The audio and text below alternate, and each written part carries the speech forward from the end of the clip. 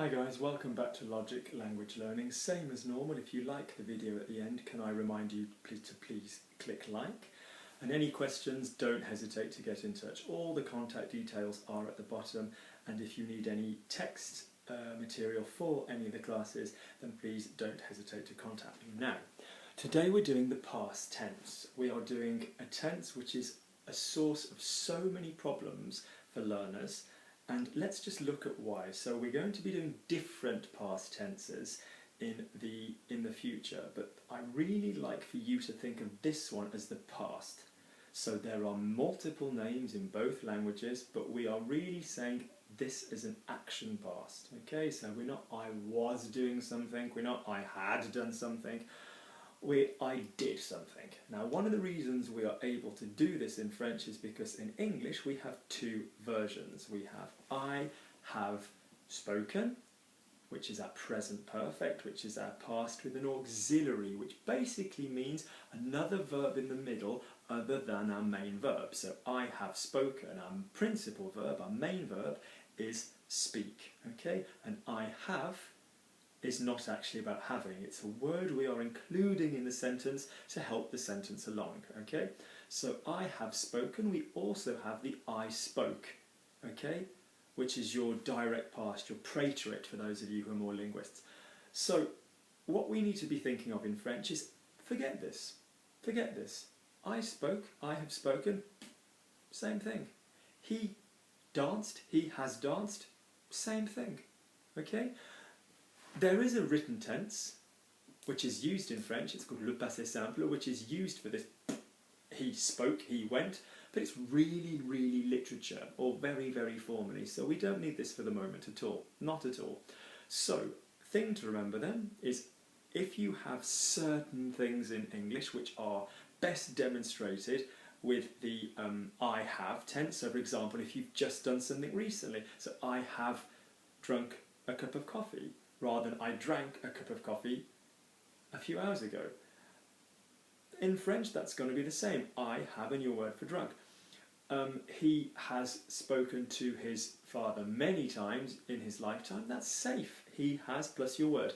He spoke to his father last week. Going to be exactly the same thing. So bottom line, your version with 3 words and your version with 2 words in English is going to be the same here. Now, we have the verb have on the board because, as I've just said, all of them are going to conjugate with 3 verbs. Now, in the next video, we will look at verbs which do this with the verb to be, which are actually not as many as you'd think, but we still need to be looking at that very, very closely immediately after this video. So before you lock down the have, can I ask you to watch the next one? So, first things first. The rhythm you want to feel in your chest when you talk about the past for an action is bom, bom, bom. Person doing it or thing doing it, have word or be word, past word, bom, bom, bom. So he went in English, he went in French, bom, bom, bom. Il est allé. We'll come to that in a moment. He has eaten, he ate, same thing in English. He ate is going to give me he has eaten, he has eaten. So I'm always going to need this 3, I'm always going to need this have. So our first 2 ingredients are going to be the present tense of we have, totally normally, same as in English. We have, nous avons. He has, il a. Then what you're going to do is you're going to take one of your verbs and you're going to give it a variety of endings. Now, this is where life gets quite easy. If you have an a verb, which, to remind you, are verbs which are er on the end, we pronounce them a, so manger. Give me some more you've done. Danser, to touch, to dance, sorry. Toucher, to touch. Écouter, to listen. Poussé, to push. Okay, all of these verbs end in an a. And you have already seen versions of these verbs where we have different spellings. So er is our long form. Manger, er, to eat.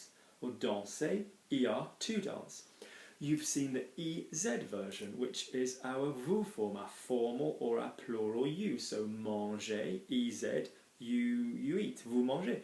Vous dansez, EZ is you dance. So we're going to pronounce this word again in exactly the same way, and we're going to stick it on the end.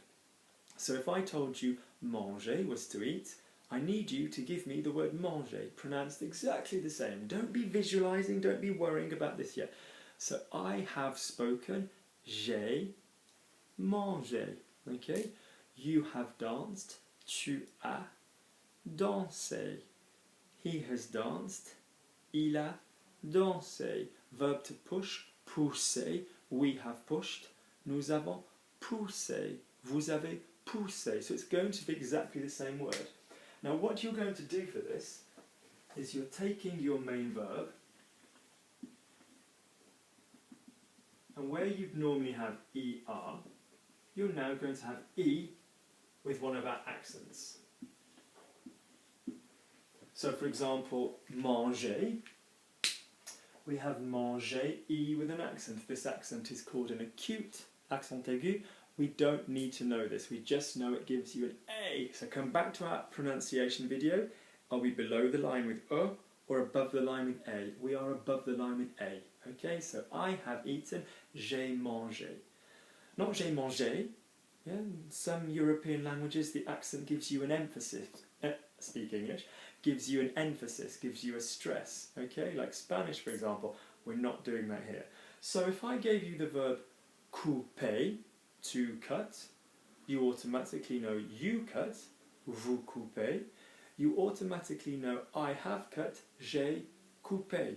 It might have an E with an accent when you write it, but we don't need to be thinking that just yet. So you try now some basic A verbs for me. So we need the tense have, so the verb to have. So he has given, the verb to give. Think of donate is donné, donné. So he has given, il a donné. Sounds the same. Might have an E in an accent, but it sounds the same. So he has pushed. The verb was pousser. Il a poussé. Okay? He has copied. The verb to copy is copié. Copié. 3 sounds. So he has copied. Il a copié. Luke has copied. I don't copy. Luke a copié. Okay? We have decided. The verb to decide is décidé. Notice the first E is a de, is an e, one of our above the line accents. So D-E-C-I-D-E. Nous avons décidé. Vous avez décidé. Okay? So it's basically as pretty simple as that. Now, okay? I will be showing you other verbs, how to use the past with this tense, with verbs which aren't A verbs, in another video. Okay, so by all means go and have a look at that straight away. So you have 2 videos to watch now. You have your video with how to use the verb to be in the middle, and you have your video with how to do other verbs which aren't your A verbs. But just to get this basic pattern, something A, j'ai, something A, same word. Okay? Any questions, get in touch. I'm just underneath. Okay, take care. Bye-bye.